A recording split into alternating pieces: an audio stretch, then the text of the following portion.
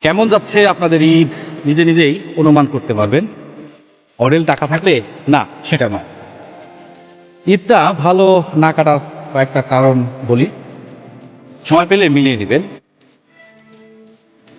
যদি আপনার জীবন, শরীর, মন স্বাভাবিক থাকে তাহলে আপনার ঈদটা ভালো কাটছে। যদি পরিবারের কারো বিয়ে থাকে, যদি পরিবারের কোনো নবজাতক আসে, যদি সবাই সুস্থ থাকে, যদি আপনি পরিবারের সাথে থাকেন, যদি সুখবরের মধ্যে থাকেন, যদি পরিবার ও দেশ নিয়ে দুশ্চিন্তা না থাকে, তাহলেই ভাববেন যে আপনার ঈদ অত্যন্ত ভালো কেটেছে। আর এই হলো ঈদের আনন্দ।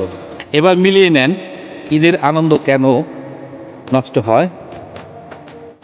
যদি আপনার জীবন, মন, শরীর অস্বাভাবিক পরিস্থিতির মধ্যে যায়, যদি পরিবার বা অতি আপনজন কেউ অসুস্থ থাকে, যদি আপনি পরিবারের মধ্যে না থাকেন,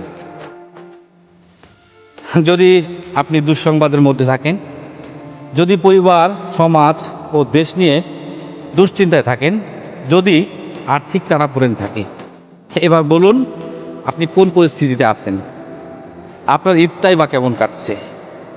যদিও সব কিছু মিলিয়ে আমাদের জীবন এভাবে চলতে থাকে, আমাদের হতাশ হওয়ার কিছু নেই, তো ভালো থাকতে হবে আমাদের। সবাইকে ঈদ মোবারক।